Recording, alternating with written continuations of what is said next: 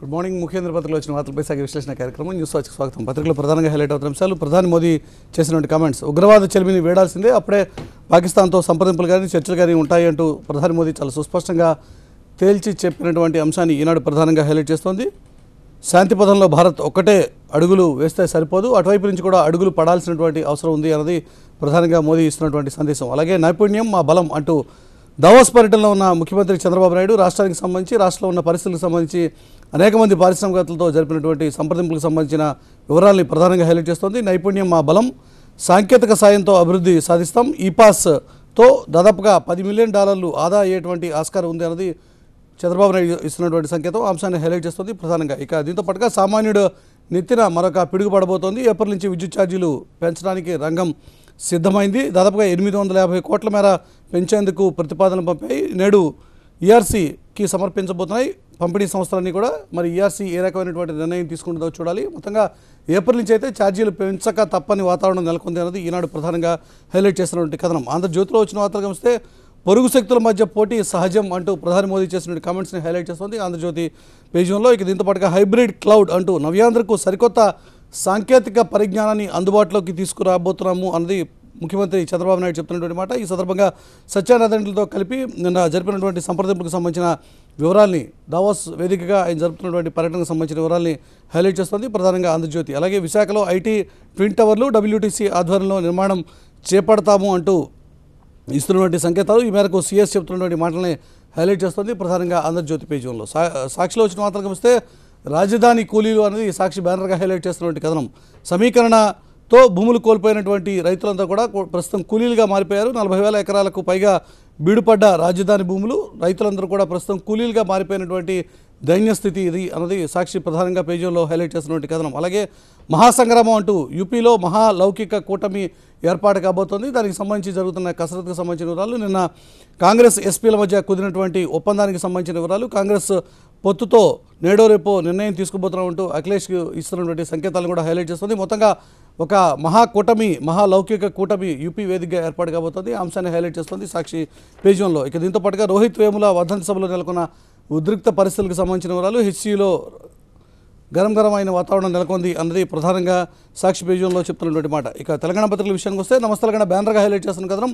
హైదరాబాద్ ప్రపంచ స్థాయి 5వ నగరం అనేది నమస్తే తెలంగాణ బ్యానర్గా హైలైట్ చేస్తున్న కథనం. వరల్డ్ ఎకనామిక్ ఫోరం నివేదిక వెల్లడించినటువంటి అంశాల ప్రకారం హైదరాబాద్ ప్రపంచ స్థాయిలో 5వ నగరంగా ఈరోజు దూసుకుపోతోంది అన్నది ఈ నివేదిక సారాంశం. అంశాన్ని హైలైట్ చేస్తుంది నమస్తే తెలంగాణ ప్రధానంగా పేజీలో. అలాగే నిన్న GHMCకి సంబంధించి తెలంగాణ అసెంబ్లీ వేదికగా సమగ్రమైనటువంటి చర్చ జరిగింది. ఏ రకంగా GHMCని అభివృద్ధి చేయాలి అన్న అంశాలకు సంబంధించి ఈ సందర్భంగా మూసీ అభివృద్ధికి ప్రత్యేక కార్పొరేషన్ ఏర్పాటు చేయబోతున్నాము అంటూ మున్సిపల్ మంత్రి కేటీఆర్ చెప్తున్నటువంటి మాటలనే హైలైట్ చేస్తుంది ప్రధానంగా నమస్తే తెలంగాణ పేజీలో. అలాగే జవాన్లకు సలాం చేస్తూ ముఖ్యమంత్రి కేసీఆర్ నిన్న సభావేదికగా చేసినటువంటి కీలకమైన ప్రకటన. పరమవీర చక్ర, అశోక చక్ర, అలాగే అత్యున్నతమైనటువంటి శౌర్య పురస్కారాలు గెలుచుకున్నటువంటి జవాన్లందరికీ కూడా తెలంగాణ ప్రభుత్వం ప్రత్యేకమైనటువంటి నగదు ప్రకటించబోతోంది. ఉమ్మడి ఆంధ్రప్రదేశ్లో 10 లక్షలు ఉండేటువంటి ఈ నగదుని దాదాపుగా 2.25 కోట్ల మేరకు పెంచుతున్నాము. పరమవీర చక్ర, కీర్తి చక్ర అవార్డు గ్రహీతలకు దేశంలోనే గరిష్టంగా ₹1 వరకు ఇవ్వబోతున్నాం. పంజాబ్ ఇస్తున్న దానికంటే కూడా ఇది ఎక్కువగా 1.25 కోట్ల మేర ఇవ్వబోతున్నాం అంటూ జవాన్లకు సలాం చేస్తూ ముఖ్యమంత్రి కేసీఆర్ సభలో చేసిన ప్రకటనకు సంబంధించిన వివరాలు హైలైట్ చేస్తుంది నమస్తే తెలంగాణ ప్రధానంగా పేజీలో. పత్రికలు వచ్చిన వార్తల మీద విశ్లేషణ కార్యక్రమం మనతో పాటు పాల్గొన్నారు.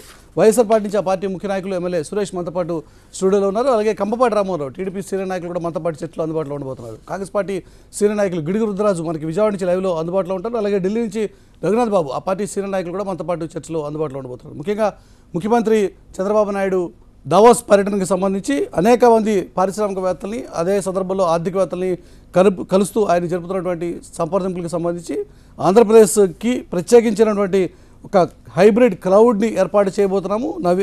నైపుణ్యానికి మా రాష్ట్రం పెట్టింది పేరు, పెట్టుబడులతో రండి అంటూ వారికి ఆహ్వానం పలుకుతున్న అంశం. సురేష్ గారు ఏ రకంగా చెప్తున్నారు ఈ విషయాన్ని? ఏమైనా ఉపయోగం ఉంటుందంటారా?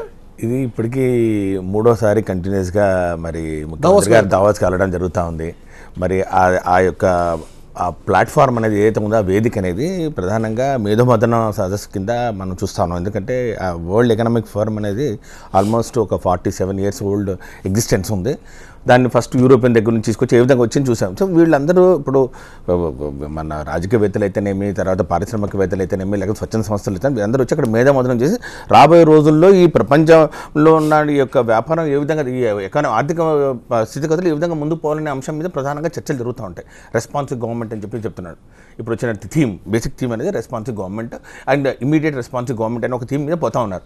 వీరేమో మన ముఖ్యమంత్రి గారు ఏమంటారు, ఆ విషయం గురించి క్యాంపెయిన్ చేస్తున్నారు ముఖ్యమంత్రి గారు ఇప్పటికీ 3 సార్లు ఇక్కడ చాలా పాజిటివ్ గా ఉంది ఎన్విరాన్మెంట్ అనేటువంటి క్యాంపెయిన్ చేస్తున్నారు. అవునండి మురళి గారు, ఇప్పటికీ ఆయన 3 సార్లు వెళ్ళారు. పోయినసారి కూడా ఏం చెప్పారు, మన రక్షణ రంగంలోని విభాగాలతో ఒక మన పరిశ్రమలు వస్తాయని చెప్పారు. మొన్న వెళ్ళారు, మన రైలు బోగిల్లో స్పేర్ పార్ట్స్ పరిశ్రమలు వస్తాయని చెప్పడం జరిగింది. ప్రతిసారి ఈ విధంగా వస్తాయని చెప్పారు, కానీ వచ్చింది ఏం లేదు. భాగస్వామ్య సదస్సు అని చెప్పేసి విశాఖపట్నంలో పెట్టి 5.5 లక్షల కోట్ల రూపాయలు పెట్టుబడులు వస్తాయని చెప్పారు. ఇంతవరకు కనీసం దాంట్లో 1% వచ్చిందా లేదు ఇంతవరకు తెలియలేదు. కారిడార్స్ పెట్టారు, పెద్ద పెద్ద కారిడార్స్ పెట్టారు. చెన్నై విశాఖపట్నం చెన్నై కారిడార్ అన్నారు, లేకపోతే బెంగళూరు చెన్నై కారిడార్ అన్నారు, లేకపోతే కర్నూలు బెంగళూరు చెన్నూరు అన్నారు. 3 మేజర్ కారిడార్స్ పెట్టేసి డెవలప్ చేస్తామన్నారు. కానీ వచ్చింది ఏం లేదు. మాటలు చూస్తే కోటలు దాటుతూ ఉన్నాయి, కానీ చేతలు మాత్రం గడపలు దాటలేదు అనే చందాన మీరు చెప్పండి. మీరు దావోస్ పర్యటన వల్ల 3 సార్లు మీరు చెప్పండి, మరి మాకు ఆహ్వానం వచ్చిందని గొప్పగా చెప్తున్నారు. కొన్ని చోట్ల విమర్శలు కూడా వస్తున్నాయి, మీరు డబ్బులు ఇచ్చి ఆహ్వానం తెచ్చారని చెప్పి విమర్శలు కూడా వస్తున్న పరిస్థితి మనం చూస్తాను. ఏది వాస్తవంగా శ్వేతపత్రాన్ని రిలీజ్ చేయండి. మీరు దావోస్ పర్యటన వల్ల ఇన్ని కోట్ల రూపాయలు ఖర్చు పెట్టాం, ఇంత 1000 కంపెనీలు, best companies in the world అక్కడ ఉన్నాయని చెప్పారు. మీరు వాళ్ళందరినీ కన్విన్స్ చేయడం జరుగుతుందన్నారు. మీరు ఎన్నో మీటింగ్స్ పెట్టామని చెప్తున్నారు. ఆ మీటింగ్స్ వల్ల దానికి ఏంటి రిజల్ట్ ఏంటి, అల్టిమేట్ రిజల్ట్ ఏమొచ్చాయి, ఎన్ని తీసుకొచ్చారు? మన భాగస్వామ్య సదస్సు అని చెప్పి పెట్టడం జరిగింది వైజాగ్లో, ఎన్ని తీసుకొచ్చారు? అరే మీరు ఏం లేకుండా ఊరికే ప్లాన్లో రోడ్ మ్యాప్ వేసుకుంటారు. 2022లో దేశంలో మూడు రాష్ట్రాలలో మొదటి 3 రాష్ట్రాలు ఉంటామంటారు. 2029లో మరి best state in the country ఉండాలంటారు. 2050 వరకు మీరు ప్లాన్లు వేసుకొని ద బెస్ట్ డెస్టినేషన్ అని చెప్పి 2050 అంటే ఏంటి మీ ఉద్దేశం ఏంటి? అంటే ఓకే, ఈ ప్రశ్నకి అధికార పార్టీ నుంచి రామన్ గారు కూడా నేను ఒకటే చెప్తున్నాను. రుద్రరాజు గారు ఉన్నారు, కాంగ్రెస్ పార్టీ నుంచి ఆ పార్టీ ముఖ్య నాయకులు మనతో పాటు విజయవాడ నుంచి లైవ్లో. రుద్రరాజు గారు, ముఖ్యమంత్రి పర్యటన వల్ల దట్టు కొత్త రాష్ట్రంగా ఏర్పడినటువంటి ఆంధ్రప్రదేశ్కి ఏదైనా కొంత ప్రయోజనం జరిగేటువంటి ఆస్కారం ఉందనుకుంటారా? బేసికల్గా గడిచినటువంటి 3 సందర్భాల్లో ఇప్పుడు ముఖ్యమంత్రి గారు ఈ దావోస్కి వెళ్ళడం జరిగింది. సురేష్ గారు చెప్పిన విధంగా మనకి వస్తున్నటువంటిది ఏమీ లేదు. ఎందుకంటే విశాఖపట్నంలో జరిగినటువంటి పార్ట్నర్షిప్ సమ్మిట్లో కూడా సుమారు 5 లక్షల కోట్ల మేరకు మనకి పెట్టుబడులు వస్తాయని చెప్పారు. నాట్ ఈవెన్ 10% గ్రౌండ్ కూడా కాలేదని చెప్పి రైట్ టు ఇన్ఫర్మేషన్ యాక్ట్ ప్రకారం కాంగ్రెస్ పార్టీ అప్లై చేస్తే దానికి వచ్చినటువంటి ఇన్ఫర్మేషన్ ద్వారా మనకు చెప్పడం జరిగింది. సో ముఖ్యమంత్రి గారు వెళ్ళడం రాష్ట్రం అభివృద్ధి చెందాలనేటువంటిది రాజకీయ పక్షంగా ప్రతిపక్ష పార్టీగా కాంగ్రెస్ పార్టీకి కూడా ఉంది. బట్ వెళుతున్న ప్రతిసారి కూడా మనం ఇంత ప్రభుత్వం యొక్క డబ్బులు ఖర్చు పెట్టి మన ప్రభుత్వానికి ఫైనాన్సెస్కి సంబంధించి ఇప్పుడు ఉన్నటువంటి ఆల్రెడీ 14,000 కోట్ల రూపాయలు రెవెన్యూ డిఫిసిట్ ఉన్నటువంటి ఈ రాష్ట్రంలో ఇటువంటి పర్యటన మూలాన డెఫినెట్గా ఎంతో కొంత అభివృద్ధి ఉండాలనేటువంటిది ఏ రాజకీయ పార్టీ అయినా ప్రభుత్వం అయినా కోరుకుంటూ ఉంటుంది. ఇప్పటి వరకు ఎక్కడా కూడా మనకు పెట్టుబడులు వస్తున్నటువంటి సందం లేదు. ముఖ్యమంత్రి గారు అయితే పాపం ఆయన కాలు బలపం కట్టుకుని వివిధ ప్రదేశాలన్నీ తిరుగుతూ ఉన్నారు. ఇప్పటికి గతంలో మనం చూస్తాం, వారు ముఖ్యమంత్రిగా ఉన్నప్పుడు విజన్ 2020 అని డాక్యుమెంట్ రిలీజ్ చేశారు. ఇప్పుడు 2020 అయిపోయింది, 2029 విజన్ డాక్యుమెంట్ని రిలీజ్ చేస్తున్నారు. సో మనం థింక్ బిగ్ అనేటువంటి కాన్సెప్ట్ ద్వారా డెఫినెట్గా ఇటువంటి కళలు ఉండాలనేటువంటిది, ఉన్నతమైనటువంటి కళలు కనాలనేటువంటిది డెఫినెట్గా మేము కూడా భావిస్తున్నాం. బట్ అది గ్రౌండ్ రియాలిటీకి దగ్గరగా ఉండాలి. జరుగుతున్నటువంటి క్షేత్రస్థాయిలో జరుగుతున్నటువంటి పరిస్థితులు అన్వయించుకుని పనిచేస్తే రాష్ట్రంలో హైటెక్ సిటీ లాంటి పెద్ద సాఫ్ట్వేర్ ప్లేసెస్ ఏవీ లేవు. ఇప్పుడు ట్విన్ టవర్స్ ఒకటి వైజాగ్లో ప్లాన్ చేస్తూ ఉంటున్నారు, ఆ మేరకు కసరత్తు చేస్తుంది సిఎస్ చెప్తున్నటువంటి మాట. ఇటువంటి సందర్భంలో ఏదో ఒక 10 కంపెనీలతో మాట్లాడి 10లో 1, 2, 3 పట్టుకొచ్చేటువంటి ప్రయత్నం చేయడం తప్పేం కాదు కదా రుద్రరాజు గారు? లేలే డెఫినెట్గా మేము కోరుకునేది కూడా రాష్ట్రం అభివృద్ధి చెందాలంటే డెఫినెట్గా ఉండాలి. కొంత విజనరీ ముఖ్యమంత్రి డెఫినెట్గా తిరుగుతారు, చేస్తారనేటువంటి దాంతో వారిని అధికారంలోకి తీసుకురావడం జరిగింది, వారి మీద నమ్మకంతో తీసుకురావడం జరిగింది. బట్ గడిగినచ్చినటువంటి ఇప్పుడు 3 బడ్జెట్లు అయ్యాయి, 3 సార్లు ముఖ్యమంత్రి గారు వెళ్ళారు. వెళ్ళిన తర్వాత ఇప్పటివరకు మనకు వస్తున్నటువంటి గ్రౌండ్ రియాలిటీస్ని కూడా మనం బేరీ చేసుకోవాల్సిన అవసరం ఉంది కదా.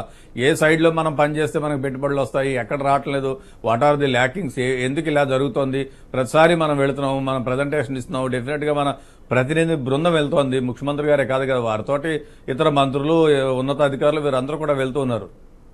బట్ అయినప్పటికీ కూడా మనం ఇంత చేస్తామన్నా కూడా మనం సాధిస్తున్నటువంటిది శూన్యంగా కనపడుతుంది. కాబట్టి డెఫినెట్గా మనం సాధించాలి అనేటువంటి దిశగా కృషి చేయాలి. అక్కడ పరిస్థితులకు అనుకూలంగానే ఉండాలి. మనకు ఉన్నటువంటి డెఫినెట్గా మనం క్యాపిటల్ నిర్మించుకోవాలనేటప్పుడు అసలు ఎంత క్యాపిటల్ కావాలి, ఎంత ఏరియా కావాలి, కోర్ క్యాపిటల్ ఎంత కావాలి, లేకపోతే ఈ కాన్సన్ట్రేటెడ్ డెవలప్మెంట్ ఏంటి, ఇవన్నీ కూడా మనకు కూడా కొంత ప్లాన్ ఉండాలి కదండి. ఎందుకంటే ప్రజలందరికీ మనం ఎన్ని సంవత్సరాలు, రెండో సంవత్సరం, మూడో సంవత్సరం, బాబు పర్యటన వల్ల విదేశీ పెట్టుబడులు ఏమైనా వచ్చేటువంటి ఆస్కారం ఉందా? పారిశ్రామికవేత్తలు జరుపుతున్నటువంటి సంప్రదింపుల వల్ల అంశం మీదే రఘునాథ్ బాబు గారు ఉన్నారు, బీజేపీ నాయకులు. డెఫినెట్ గా అయితే మాకైతే గోచరించలేదండి. ఆర్గ్యుమెంట్ చెప్పారు కదా, ఒక్క నిమిషం. బీజేపీ నాయకులు కూడా రియాక్ట్ అవుతారు. ఏం చెప్తారు రఘునాథ్ బాబు గారు? మీకు నచ్చిన ఏదైనా లాభం ఉంటుందంటారా, లేక వృధా ప్రయాసాలు ఉంటారా? లేదు ఏ వృధా ప్రయాస కాదు, ఇట్లాంటి చేయాలి, చేయబట్టే చేస్తేనే కొన్నన్న వచ్చే అవకాశం ఉంది. ఇప్పుడు ఆంధ్రప్రదేశ్కి కొన్ని అడ్వాంటేజెస్ ఉన్నాయి, డిసడ్వాంటేజెస్ ఉన్నాయి. అడ్వాంటేజెస్ ఏంటంటే మనకి సీ కోస్ట్ ఉంది, కొన్ని పోర్ట్లు ఉన్నాయి, అక్కడ పరిశ్రమలు వచ్చేదానికి అవకాశం ఉంది. డిసడ్వాంటేజ్ ఏమంటే వాళ్ళ కొత్తగా రాష్ట్రం ఏర్పడింది, బయట వాళ్ళకి ఎవరికి పెద్దగా తెలియదు. హైదరాబాద్లో ఉన్నట్టు అన్ని విమానాలు దిగేటటువంటి ఊరు లేదు ఇక్కడ, అన్ని కాదు కదా, దానిలో 4వ వంతు దిగే ఊరు కూడా లేదు. అయినా కానీ ఇలా తిరిగి కానీ గతంలో కూడా బాబు ఇప్పుడు కొత్తగా వెళ్ళటం కాదు, గతంలో కూడా 3 సార్లు వెళ్ళినటువంటి ఎక్స్పీరియన్స్ ఉన్నటువంటి ముఖ్యమంత్రి అయినా పెద్దగా ప్రయోజనం లేదు. ఇప్పుడు మళ్ళీ వెళ్తున్నారు. దీనివల్ల ఊరికే పోయి రావడమే మిగులుతోంది అన్నది ఈరోజు విపక్షాల మాట. మీరు కూడా అధికార పార్టీకి బాగా సన్నిహితంగా ఉన్నవాళ్ళు, మీరు కూడా అధికారంలో భాగస్వాములే. ఏం చెప్తారు? అట్లా కాదు మురళి గారు, ఇప్పుడు ఇది వరల్డ్ కొంత రెసిషన్ ఉంది. వరల్డ్ రెసిషన్ ఉంది కాబట్టి పెద్ద ఎత్తున ప్రపంచంలో ఎక్కడా కూడా పరిశ్రమలు రావటం లేదు. ప్రపంచం మొత్తం చైనాలో చాలా ఫ్యాక్టరీలు అండర్ యూటిలైజేషన్ నడుస్తున్నాయి. కాబట్టి ఇంకో దేశంలో పెద్దవి పెట్టేటప్పుడు కొంత ఆలోచిస్తారు. అయినా కానీ ఇలా తిరగటం వల్ల అన్ని ఈజ్ ఆఫ్ డూయింగ్ బిజినెస్, అది అంతా కావాల్సినటువంటి వస్తువులన్నీ తేలిక అయ్యేటట్టుగా చేయటం అనేటటువంటి హామీలు ఇవ్వటం వల్ల కొంత డైవర్షన్ కింద తప్పకుండా. విశాఖలో కూడా ఇటువంటి పార్ట్నర్షిప్ సమ్మిట్లు జరిగాయి, అక్కడ కూడా కొన్ని ఒప్పందాలు కుదిరాయి, కానీ అందులో 10% కూడా గ్రౌండ్ కాలేదు అన్నది ఈరోజు విపక్షాల మాట. ఇటువంటి ప్రయత్నాలు చేయడం వల్ల ఊరికే షోకేస్ కోసం ప్రయత్నాలే తప్ప పెద్దగా ఫలితాలు రావట్లేదు. ప్రాక్టికల్ గా అవి గ్రౌండ్ అయినప్పుడు కదా ఇటువంటి కార్యక్రమాల వల్ల ఇటువంటి లాభం వచ్చిందని చెప్పి భావించడం. 45వ సదస్సు అలాంటి సమ్మిట్లు ఒక్క ఆంధ్రప్రదేశ్లోనే జరగలేదు, దేశంలో చాలా రాష్ట్రాల్లో జరిగినాయి. చాలా రాష్ట్రాల్లో ఎన్నైతే వచ్చినాయో ఆ అగ్రిమెంట్లు అయినట్లు ఇక్కడ కూడా అదే మాదిరి ఉంటాయి. ఏంటంటే కానీ అలా జరగటం వల్ల మనం చెప్పుకోవటానికి మన దగ్గర ఏముంది, ఏం చేయగలుగుతాం అని చెప్పుకోవటానికి, వాళ్ళు ఒక నిర్ణయం తీసుకోవటానికి ఉపయోగపడుతుంది. అయితే ఇవన్నీ ఒక రోజులో అవ్వవు, ఎందుకంటే ఆ నమ్మకం సమయం కూడా చూసుకోవాలి కదా రఘునాథ్ బాబు గారు. ఇప్పుడు ఆల్రెడీ 2.5 ఏళ్ళు అయింది మనం అధికారంలోకి వచ్చి, ఏం చేస్తున్నాం అనేది కూడా చూడాలి కదా. ఆ విషయం గురించి రామన్ గారు కూడా మనతో పడిచానే. రామన్ గారు ఏం చెప్తారు సమాధానం? విపక్షాలు రైజ్ చేస్తున్న ఇష్యూస్ ఇప్పుడు కొత్తగా వెళ్ళింది కాదు, గతంలో కూడా వెళ్ళొచ్చినటువంటి ఎక్స్పీరియన్స్ ఇది 3వ సారి పోవటం. ఏమొచ్చింది అన్నది వారి ప్రశ్న.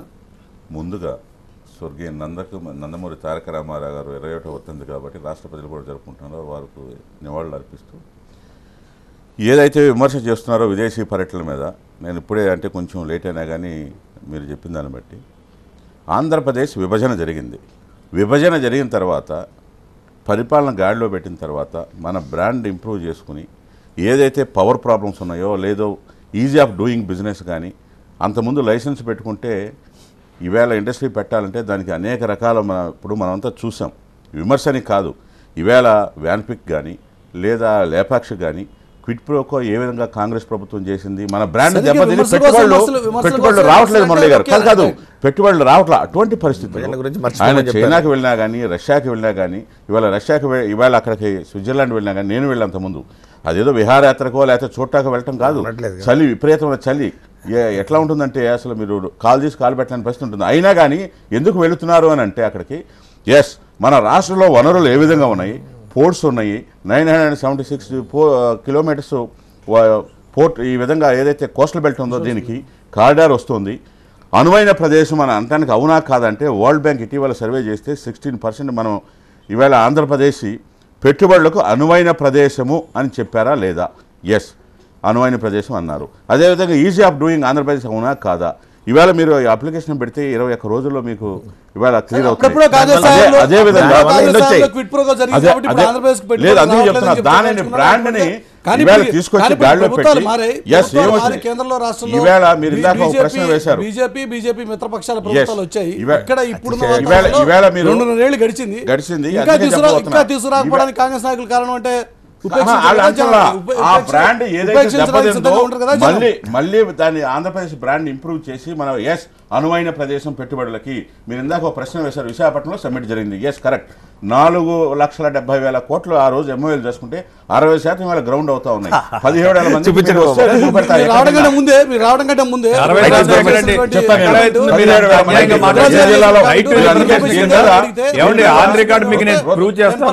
రైట్ ఇన్ఫర్మేషన్ యాక్ట్ ప్రకారం మేము అప్లై చేస్తే నాట్ ఈవెన్ 10%. 2 రోజుల క్రితం మా ఫార్మర్ స్పీకర్ నాదెండ్ల మనోహర్ గారు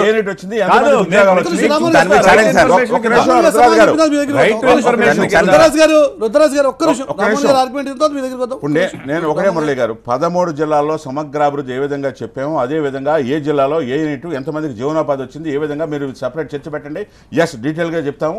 2 17,000 మంది ఉద్యోగాలే కాదు, ఈవేళ 48 ఇండస్ట్రీస్ ఆల్రెడీ వచ్చాయి.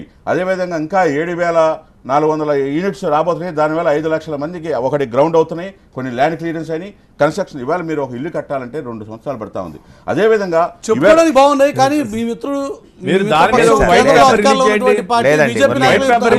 ఒక రష్యన్ నెలకొంది, ఒక రకమైనటువంటి వాతావరణం పెట్టుబడి అయినప్పటికీ ఆంధ్రప్రదేశ్ అని చెప్పి అయినా కూడా ఎస్ నేను అదే చెప్పబోతున్నా. ఎస్ఎంఎస్ ఇప్పుడు ప్రపంచం అంతా కూడా ఆ విధంగా ఉన్నప్పటికి కూడా మన రాష్ట్రంలో ముఖ్యంగా అనువైన ప్రదేశం కాబట్టి ముందు వాళ్ళు అప్లికేషన్ పెట్టుకుని క్లియరెన్స్లు తెచ్చుకుని ఎప్పుడైతే ఇది ఎకానమీ రాబోతుందో అప్పుడు కూడా ప్రారంభించబోతున్నారు. కొన్ని ఆల్రెడీ వచ్చినాయి. ఈవేళ దాదాపు 3 లక్షల మందికి ఉద్యోగాలు వచ్చినాయి. మీరు చెప్తున్నారు ప్రభుత్వం కానీ ప్రైవేట్ రంగ సంస్థలు కానీ 3 లక్షల మంది ఉద్యోగాలు వచ్చినాయి. నేనేమన్నానంటే మీ దగ్గర ఏదో ఒక విమర్శ చేయాలనే తప్ప దయచేసి నేనేం చెప్తున్నానంటే మీరు రండి, మీరు లేదా సపరేట్ చర్చ పెట్టండి.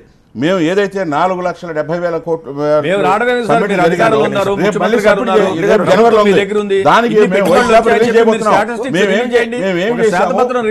రుద్రరాజు గారు రేపు మళ్ళీ సమ్మిట్ పెడుతున్నాం. మళ్ళీ ఇదే చర్చ వస్తుంది, మళ్ళీ ఇదే విమర్శ మీరు చేస్తారు. పోయినసారి గత ప్రభుత్వం మాత్రమే కానీ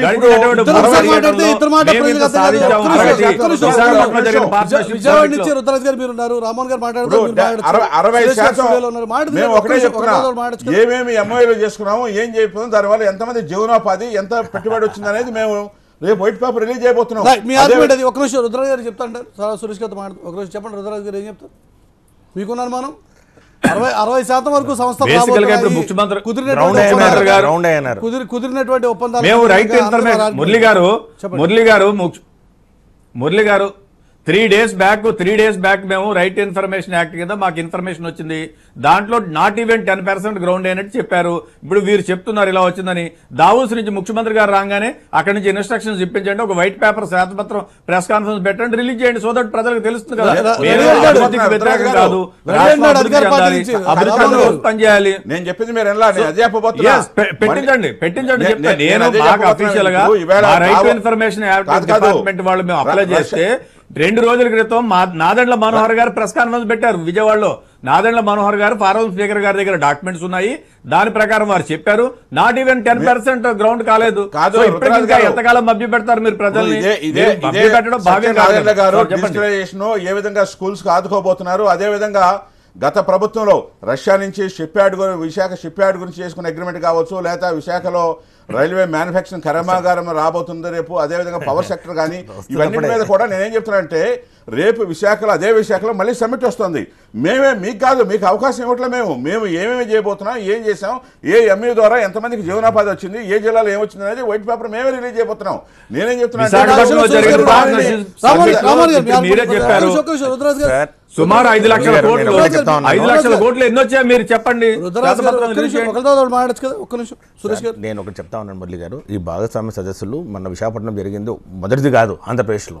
ఇంతకుముందు కిరణ్ కుమార్ రెడ్డి గారు హైదరాబాద్ లో జరిగాయి, అంతకుముందు చంద్రబాబు నాయుడు గారు ముఖ్యమంత్రి జరిగాయి. ప్రతిసారి పార్ట్నర్షిప్ సమిట్లు చేయడం, లక్షల కోట్ల అగ్రిమెంట్ చూపించడం, గ్రౌండింగ్ వచ్చినప్పుడు కనీసం 10% వచ్చినా గ్రేట్ సార్. వారు 60% వస్తున్నారు, దేనికి మేము సిద్ధం సార్.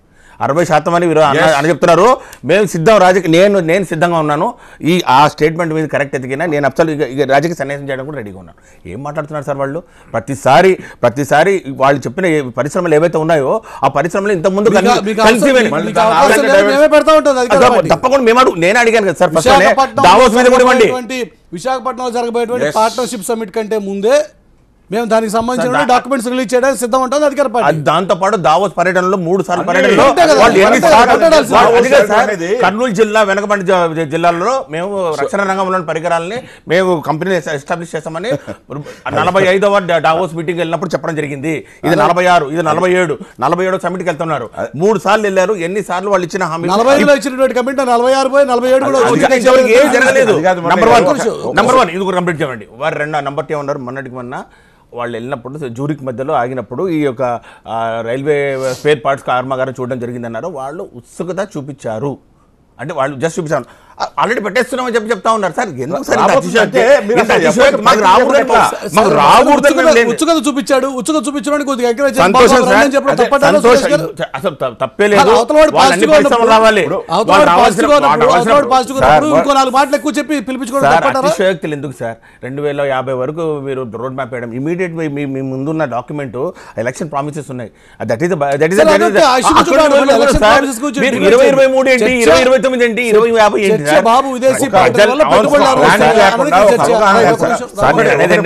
అతిశయోక్తులు చెప్తున్నారు సురేష్ గారు. విజన్, ప్రతి వ్యక్తికి విజన్ ఉండాలి. విజన్ లేకుండా మీరు ఏం ప్లానింగ్ లేకుండా ఏం చేస్తారు? విజన్ ఎప్పుడు కూడా అసలు ఏమి ప్రతిదీ విమర్శించాలనుకుంటే ఇప్పుడు ఈవేళ మనకు విభజన జరిగిందా లేదా, ఇది 13 జిల్లాల సమగ్ర అభివృద్ధి మేము చేస్తామని చెప్పాము లేదా, ఇందాక ఎలక్షన్ ప్రామిస్ అన్నారు.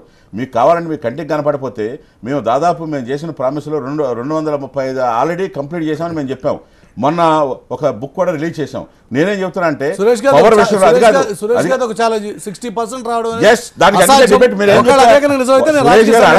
నేనే చెప్పా ఛాలెంజ్ ఏమని మీరు డిబేట్ పెట్టండి, లేదా రేపు సమ్మిట్ ముందు మేము వైట్ పేపర్ రిలీజ్ చేయబోతున్నాం. 13 జిల్లాల్లో ఏ ఇండస్ట్రీ ఎక్కడ వచ్చింది, ఎంతమందికి జీవనోపాధి, అదేవిధంగా ప్రభుత్వ ఉద్యోగాలు కానీ ఎస్ఎంఈస్ కానీ ఏ విధంగా ఎంతమందికి వచ్చింది. రెండవది రామ్మోహన్ రావు గారు, ఇది తప్పుదో కాదు. మీరు పార్ట్నర్షిప్ సమిట్ లో మీరు ఎంత సాధించారు చెప్పండి. అదే చెప్తున్నా మీకు. దాని మీద కూడా ఆ ఎంఏలు ఏది కార్యరూపం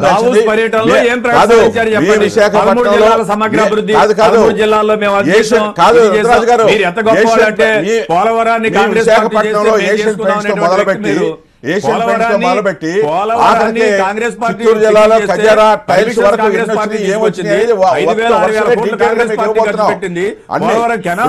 పార్టీ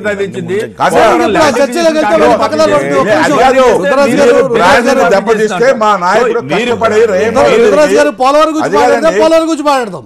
అది కాదు మురళి గారు,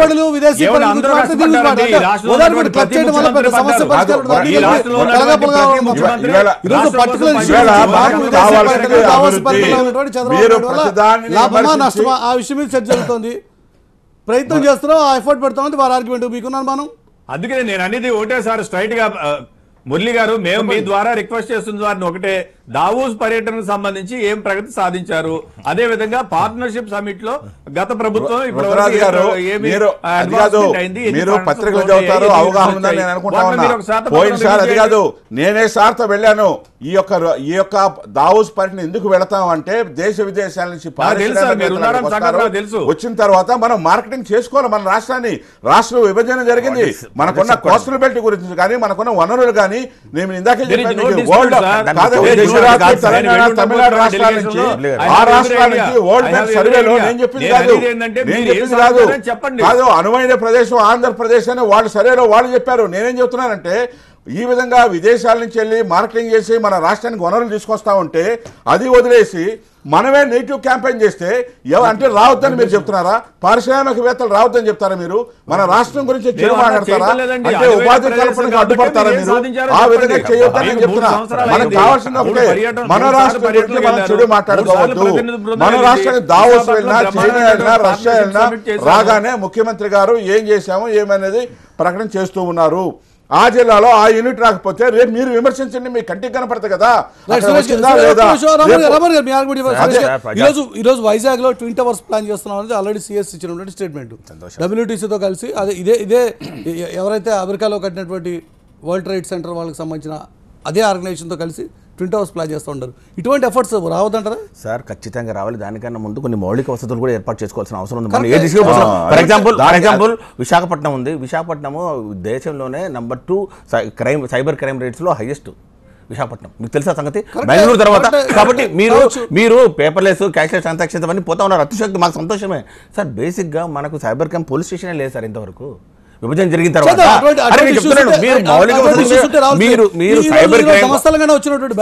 ప్రపంచ స్థాయి 5వ నగరం హైదరాబాద్ వరల్డ్ ఎకనామిక్ ఫోరం నివేదికలో చాలా స్పష్టంగా బయటపడిందని. ఈ హైదరాబాద్ ఇప్పుడు తెలంగాణ రాష్ట్రానికి సంబంధించిన క్యాపిటల్, ఆంధ్రప్రదేశ్కి సంబంధం లేదు. మరి ఇప్పుడు ఆంధ్రప్రదేశ్ కూడా ఇటువంటి అవసరం లేదంటారా? మీరు ఎక్కడ మరి చేయమని కదా సార్ చెప్పింది. మీకు 3 సంవత్సరాలు అయింది, మీకు 33,000 ఎకరాల భూములు తీసుకున్నామని చెప్తారు. ఏ సార్ ఇంతవరకు తాత్కాలిక రాజధాని మిమ్మల్ని ఎవరు వస్తున్నారు? ఎవరు ఆపేవారు? కబుర్లతోనే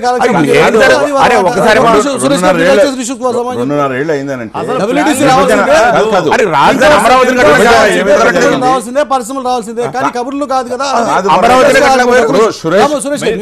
సురేష్ గారు అయినా రామన్ గారు మీకు తెలుసు, విభజన జరిగినప్పుడు నిజంగా రాజధాని ఎక్కడైనా మీరు కట్టి మన నెలముంటే అక్కడి నుంచి పరిపాలన వేరే రకంగా ఉండేది. అసలు రాజధాని లేదు, ఎక్కడో కూడా నిర్ణయించకుండా దానికి తతంగం అంతా కూడా ఈవేళ నిజంగా కూడా స్వచ్ఛందంగా రైతులు వచ్చి అక్కడ 33,000 ఎకరాల రైతులు వస్తే అక్కడ రాజధాని నిర్మాణం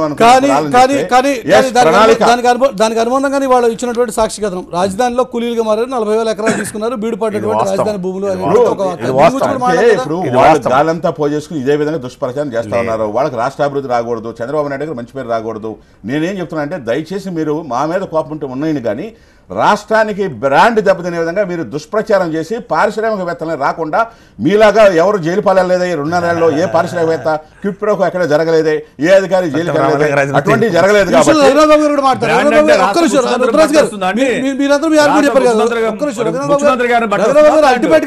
అల్టిమేట్ గా ఆంధ్రప్రదేశ్ కి జరగాల్సినటువంటి సాయం, ఆంధ్రప్రదేశ్ కి జరగాల్సినటువంటి మేలు. చంద్రబాబు నాయుడు సరే ఒక తంటాలు పడుతున్నాడు, ఏదో అన్ని దేశాలకు పోయి వస్తున్నాడు, దానివల్ల లాభమా నష్టం అనేది ఒక చర్చ. కేంద్రం వైపు నుంచి మన ఎఫర్ట్ తప్పకుండా ఉందండి. ఇప్పుడు కేంద్రం నుంచి ఈ ఆంధ్రప్రదేశ్కి ఇస్తున్నటువంటి అంత సహాయం బహుశా ఏ రాష్ట్రానికి ఇవ్వట్ల అనుమానమే లేదు.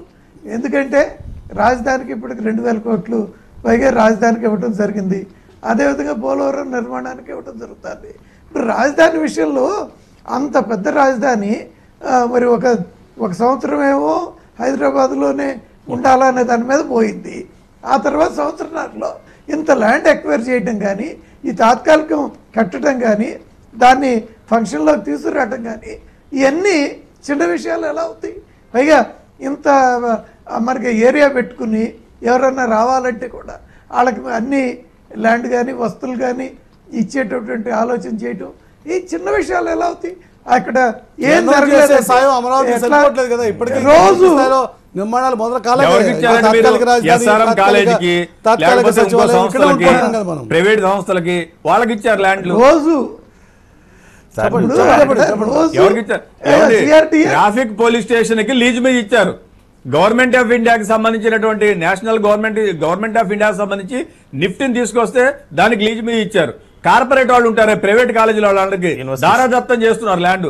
మీరు రైతుల దగ్గర నుంచి తీసుకున్నటువంటి ల్యాండ్ ని ప్రైవేట్ భూములు అన్నింటినీ కూడా దారాదత్తం చేస్తున్నారు ప్రైవేట్ కంపెనీలకు. మీరు ఇచ్చే ఇంజనీరింగ్ కాలేజీలో ఎవరు రావద్దు, ఎవరు వస్తారంటే అది కాదు. మనకి విద్యార్థులు చదువుకుంటారు, మన వసతులు కల్పించుకున్నారు. మనం అంటే మన వాళ్ళు తమిళనాడుకి వెళ్తారు, కర్ణాటకకి వెళ్తారు. అలా కాదు, ఆ రాష్ట్రం నుంచి మన రాష్ట్రానికి రావాలని సదుద్దేశంతో చేసినా కూడా మీరు ఆ విధంగా చూస్తా ఉంటే నేను అదే చెప్తున్నా. మీకు కావాల్సింది అక్కడ ఎవడి మాకు రాష్ట్ర అభివృద్ధి కావాలి, రాష్ట్ర ప్రగతి కావాలి, సెంట్రల్ గవర్నమెంట్ దానికి ప్రాజెక్ట్స్ మీరు ఏం రావాలి, చేస్తారనేది విదేశీ అనవసరం. సంస్థలు 32,000 రావాలి, ఎకరాలు పెట్టుబడులు తీసుకున్నారు. రావాలి, నిరుద్యోగ 32,000 సమస్యలను నివారించాలా కాదండి, లేదా? కాదండి. మనకు అభివృద్ధి ఎవరు జరగకుండా ఎందుకు కావాలి చెప్పండి? సార్, రాష్ట్ర జరగట్లేదు అభివృద్ధి సార్. జరిగితే రావాలి. గత 6 నెలల నుంచి రాష్ట్రం అభివృద్ధి స్తబ్దుగా జరిగితే ఉండిపోయింది. రావాలి. మీ ప్రయారిటీస్ మారిపోయాయి. రాష్ట్ర అభివృద్ధి మీరు జరగకపోతే వాళ్ళు ఎందుకు రావాలి ఇక్కడికి? నిర్మిస్తా మీరు ఉన్నారు. వాళ్ళకి నవనగరాలు ఎందుకు ఏమైనాయి? పెట్టాలి మనం? మన భూములు వాళ్ళకి ఎందుకు ఇవ్వాలి? మన ఇన్ఫ్రాస్ట్రక్చర్ వాళ్ళకి ఎందుకు ఇవ్వాలి?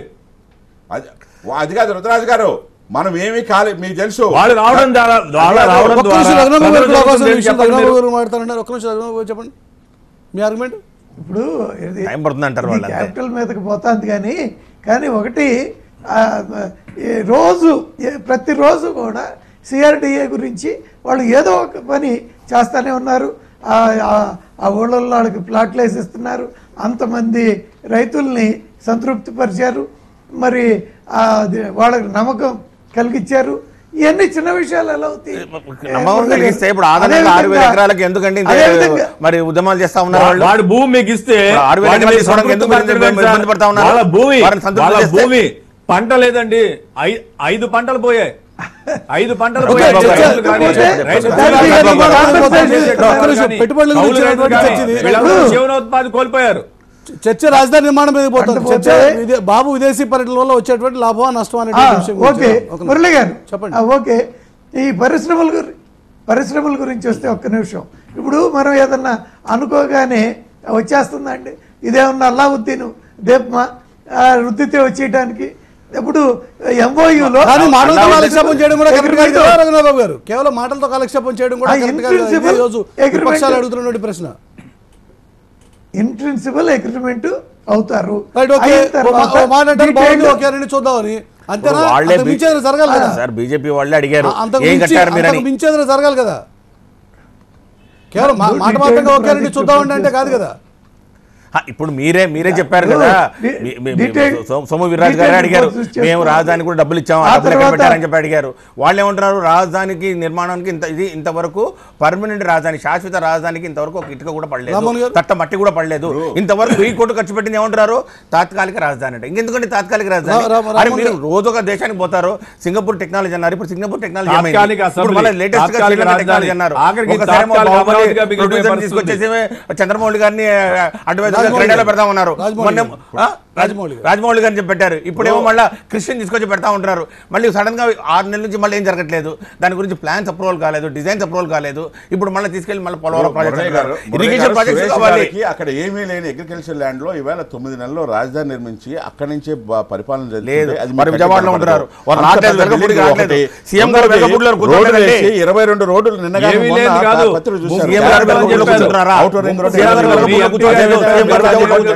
ఉన్నారు. ట్రాన్స్పరెన్సీ ఉండాలని చెప్పాము. అదేవిధంగా ఏదైతే స్విచ్ ఛాలెంజ్ ఉందో ఆ స్విచ్ ఛాలెంజ్ విధానం మీద కూడా ట్రాన్స్పరెన్సీ ఉండాలని అన్ని కూడా మీకు వచ్చిన డౌట్ కూడా నివృత్తి చేసి మేము చేస్తాం.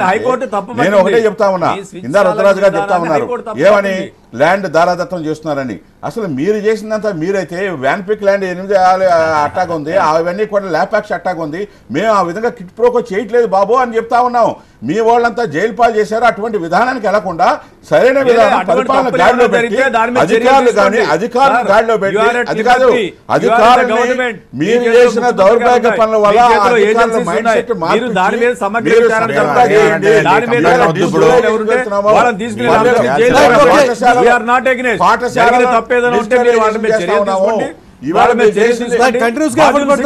చెప్తున్నటువంటి మాట అధికార పార్టీ విశాఖ పార్ట్నర్షిప్ సబ్మిట్ కంటే ముందే ఒక వైట్ పేపర్ రిలీజ్ చేస్తూ ఉంటుంది. వాట్ ఈస్ వాట్, ఎంతవరకు జరిగింది అనే విషయానికి సంబంధించి. ఇక ఈ విషయం మీద ఫర్దర్గా చర్చించే ముందు ఈరోజు అధికార పార్టీ నుంచి వచ్చేటువంటి ఆ ప్రకటన కూడా చాలా కీలకంగా మారబోతున్న సందర్భంలో మిగతా వార్తల మీద విశ్లేషణ కంటిన్యూ చేద్దాం. పవన్ గ్యారేజ్కి పోలవరం బాధితులు చేరుకోబోతున్నారు. పోలవరం నిర్వాసితులకి సంబంధించి ఇప్పటికే టీవీ9 అనేక కథనాలు ప్రసారం చేసింది. ఆ కథనాలకు స్పందించినటువంటి పవన్ కళ్యాణ్ వారితో ఈరోజు సంప్రదింపులు జరగబోతున్నటువంటి సందర్భంలో వైఎస్ఆర్ పార్టీ స్టార్ట్ చేద్దాం సార్. ఒకటి డెఫినెట్గా చెప్తామండి. మేము అనేది ఏంటంటే, ఇప్పుడు రామ్మోహన్ గారు కూడా అంటూ ఉన్నారు ప్రతిపక్షాలు అడ్డుకు తగులుతున్నారు, వాడికి అడ్డుగుతున్నారని. ఇప్పుడు పవన్ కుమార్ గారు మాట్లాడినప్పుడేమో ఇమీడియట్గా వాళ్ళు స్పందిస్తారు. ఇప్పుడు అదే వైఎస్ఆర్ కాంగ్రెస్ పార్టీగా మేమేమైనా అడిగి దిగిన మాత్రం డెఫినెట్ గా మేము ఇప్పుడు ప్రతిపక్ష బాధ్యత ప్రజాస్వామ్యంలో ప్రతిపక్ష బాధ్యత ఏంటంటే అరే మీరు అధికార పక్షానికి మీరు ఇచ్చిన హామీలు ఇచ్చారు, మీరు చేసిన అభివృద్ధి ఏంటో మీరు చెప్తున్నదంటో అది కరెక్ట్ దిశలో పోతున్నారా, ప్రజా వ్యతిరేక నిర్ణయాలు ఏమైనా తీసుకుంటున్నారా, దానికి చెక్స్ అండ్ బ్యాలెన్స్ అండి. ఇది ఇన్హెరెంట్ వ్యవస్థ, ఇది వ్యవస్థలో ఉన్న ఒక భాగం. నిర్వాసితుల గురించి పట్టించుకోవాల్సిన బాధ్యత వాళ్ళ మీద ఉంది. వాళ్ళు మధ్యలో ఎక్కడైనా వాళ్ళు దారి తప్పినప్పుడు మేము వాళ్ళని దారిలో పెట్టాల్సిన బాధ్యత మా మీద ఉంది. అది పోలవరం ప్రాజెక్టు కానివ్వండి, లేకపోతే రాజధాని నిర్వాసితులు కానివ్వండి, ఇంకో ప్రాజెక్టు కానివ్వండి, ఇంకోటి కానివ్వండి. అరే ఈరోజు మేము ఒకటే చెప్తా ఉన్నాం, అరే వైఎస్ఆర్ కాంగ్రెస్ పార్టీ ఈరోజు మేము జగన్ గారి టూర్ ఉంది, మా నాయకుడు జగన్ గారి టూర్ని క్రీడ ఉంది. ఎప్పుడు లేని మంత్రులు, తిరగని మంత్రులు అయితేనేమి, నాయకులు అయితేనే పరిగెట్టుకుంటూ పోయి అక్కడ పోయి అడ్డు తగులుతున్న పరిస్థితి మనం చూస్తూ ఉన్నాం. ఇది కరెక్ట్ కాదు. దయచేసి మీరు ఒకటి చూసుకోండి, ఎప్పుడైనా కానీ ప్రతిపక్షాలు విమర్శ చేసినప్పుడు మీరు దాన్ని స్వయంగా కట్టాలి, కట్టి తీరుతాం అన్నది అల్టిమేట్ గా మరి బాధితుల సంగతి వాళ్ళు చెప్పాలి. వాళ్ళు సార్ ప్రాజెక్టులో మీరు ఆగమేఘాల మీద మీరు ప్రాజెక్ట్ కంప్లీట్ అయినప్పుడు వాళ్ళ నిర్వాసితులకు, వాళ్ళ బాధితులకు నష్టపరిహారానికి ఏ విధంగా ఇచ్చారు? ఈరోజు అందరూ అదే అంటున్నారు. ఈ రోజు ఫేర్ కాంపెన్సేషన్ యాక్ట్ ఏదైతే ఉందో, fair compensation act, land acquisition fair compensation act ఏదైతే ఉందో దాని ప్రకారం అందరికి అన్ని ప్రాజెక్టులు ఇవ్వాలని ఈ రోజు రాష్ట్రమంతటా ఈ రోజు నిర్వాసితులు ఎవరైతే ఉన్నారో వాళ్ళ డిమాండ్ అది. దాని ప్రకారం మీరు పోవాల్సిన అవసరం ఉంది. మీరు ఆ రోజు 9 నెలల్లో ఆల్రెడీ అగ్రీ అయినటువంటి కమిట్ అయినటువంటి ఏదైతే అగ్రీడ్ అయినారో వాళ్ళందరికీ కూడా ఈ కొత్త ప్యాకేజ్ ప్రకారం ఇవ్వాలంటారు. అది డిమాండ్, ప్రతి చోట అదే డిమాండ్ ఉంది. వెలుగొండ ప్రాజెక్టు కూడా, ప్రకాశం జిల్లాలో వెలుగొండ ప్రాజెక్టు కూడా ఈ రోజు వాళ్ళు 2005లో మొదలుపెట్టిన ప్రాజెక్టు 2017 అయింది. 12 సంవత్సరాలుగా పూర్తి చేయలేదు. వాళ్ళ పొలాలు తీసుకుంటే, వాళ్ళ ఇవి తీసుకుంటే వాళ్ళకి అక్కడ అభివృద్ధి జరగడం లేదు, అక్కడ రోడ్లు వేయడం లేదు. ఎందుకంటే ముంపు గ్రామాలు అంటుంటే తీరా చూస్తే వాళ్ళ ప్యాకేజ్ 12 సంవత్సరాల క్రితం ఇచ్చిన ప్యాకేజీలు ఇప్పుడు మీరు ఇల్లు కట్టలేదు, మీరు రోడ్లు వేయలేదు, కాలనీస్ డెవలప్ చేయలేదు. రామర్ గారు, ఇక్కడ సురేష్ గారు రైట్ చేస్తున్న విషయం చాలా కీలకమైన అంశం. కాస్ట్ ఎస్కలేషన్ అని చెప్పి కాంట్రాక్టర్లకేమో మీరు కాస్ట్ ఎస్కలేట్ చేసుకుంటూ పోతున్నారు. 16,000 కోట్లతో మొదలుపెట్టినటువంటి పోలవరం ప్రాజెక్టు రివైజ్ చేసి దాన్ని 32,000 కోట్లు తీసుకొచ్చారు. ఈ రోజున డబుల్ అమౌంట్ చేశారు. సేమ్ ఫేర్ కాంపన్సేషన్ అనేది నిర్వాసితులకు కూడా కావాలి కదా అనేది ఈరోజు విపక్షాల మాట. పవన్ రైజ్ చేస్తున్న ఇష్యూ కానీ, పవన్ గోడు పెట్టుకుంటున్నటువంటి వాళ్ళ ఆర్గ్యుమెంట్ కానీ, అది దాని గురించి ఎందుకు పట్టించుకోరు? ఈవేళ 2 పాయింట్లు మీరు చెప్పారు ఇందా సురేష్ గారు ఏమని, ప్రతిపక్షం అంటే మేము విమర్శించట్లేదు, లేకపోతే మేమేం అడ్డు తగట్లేదు అని అంటున్నారు. నిజంగా మీకు చిత్తశుద్ధి ఉంటే రాజధాని దగ్గరికి వెళ్ళి రైతులు రెచ్చగొట్టాలని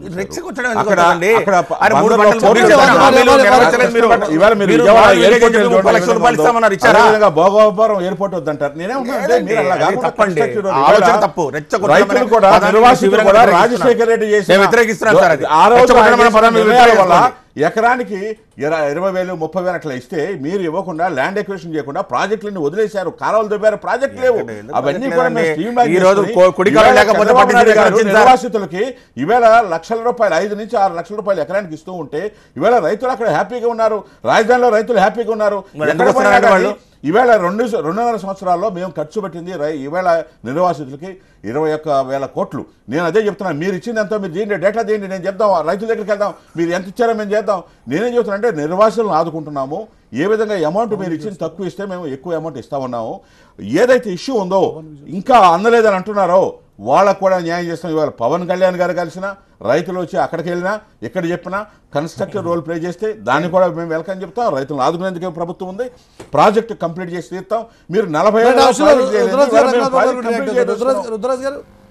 అల్టిమేట్ గా పోలవరం మీకు కూడా ప్రత్యక్షంగా ప్రాజెక్ట్, అది మీరు అక్కడ వాళ్ళే, మీకు కూడా తెలుసు.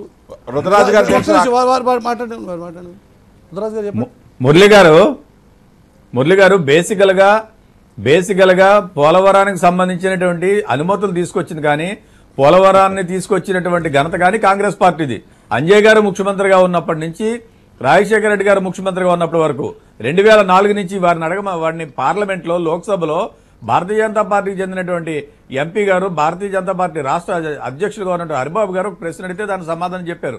All the official clearances were given by the UPA government. 5,000 కోట్లు ఖర్చు పెట్టింది రాజశేఖర రెడ్డి గారి కాలంలో. మీరు రూపాయి ఖర్చు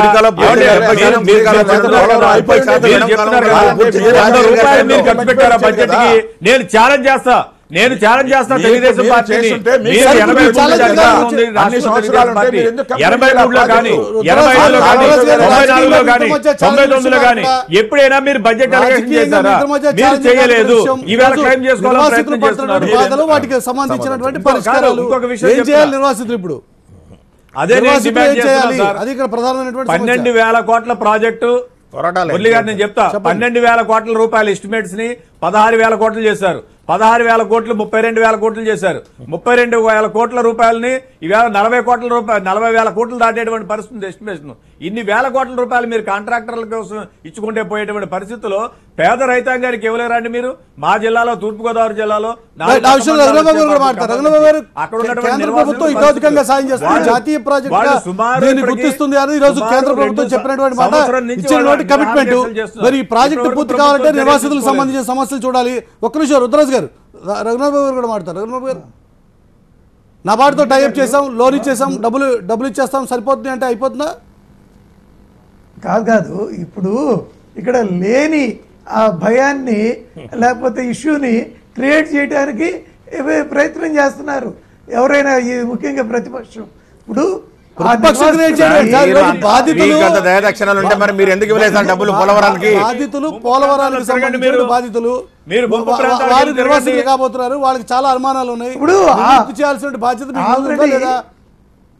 తప్పకుండా చాలా మందికి R&R ప్యాకేజ్ ఇవ్వలేకపోయారు సార్. నబార్డుతో ఇంకాను. టైప్ చేసాం, డబ్బులు ఇచ్చేసాం అంటే అంటే అయిపోతుంది అయిపోతుందా కదా? సార్? కాదు కదా? దాన్ని కూడా 2013 ఒక్క భూసేకరణ నిమిషం, చట్టాన్ని రఘురాబాబు అమలు గారు సమాధానం చేయాలి. చెప్పాలి. రఘురాబాబు గారు. లేటెస్ట్ గా జరిగినటువంటి ల్యాండ్ ఎక్విజిషన్ యాక్ట్ రుద్రరాజు గారు, మీరు రేట్ చేసిన ఇష్యూస్ కే రఘునాథ్ గారు సమాధానం చెప్పాలి. రఘునాథ్ గారు సమాధానం చెప్తారు. రఘునాథ్ గారు తప్పకుండా ఇప్పుడు ఉన్నటువంటి ప్రజెంట్ చట్టాల ప్రకారం వాళ్ళకి ఇవ్వాల్సిందంతా ఇవ్వటం జరుగుతుంది. దీనిలో ఎటువంటి అనుమానం లేదు. కానీ లేని అనుమానాన్ని లేరనుమానం వీళ్ళు సార్, వెళ్ళి బాధితులు పడుతున్నటువంటి ఆందోళన, వాళ్ళకు ఉన్నటువంటి అనుమానం నివృత్తి చేయాల్సిన ఏం బాధ్యత మీదే కదా? బాధితులు? లేని అనుమానం ఏంటి సార్? లేని అనుమానం సార్, లేని అనుమానం అని మాట్లాడారు. ప్రజలు ఇబ్బంది అనుమానం ఉంది పడుతున్నారు, ఖచ్చితంగా. రైతాంగం ఇబ్బంది దాన్ని పడుతున్నారు, నివృత్తి చేయాల్సిన బాధ్యత గిరిజనులు మీదే ఇబ్బంది ఉంది. పడుతున్నారు. వాళ్ళ నిమిషం, గోడు రఘురాబాబు వినండి సార్ గారు. మీరు. ఇప్పుడు ఈ రోజుకి ఇంకా డిస్ప్లేస్మెంట్ స్టార్ట్ అవ్వలేదు కదా. అంటే 2 సంవత్సరాలు పూర్తి చేయాలనుకుంటున్నారు ఇప్పుడే మరి కాదా? మీరేమో పోలవరం ఇప్పుడు మట్టి పనులు చేస్తున్నారు, వాళ్ళు- అయిపోతున్నాం. మట్టి పనులు సగం అయిపోతున్నాయి.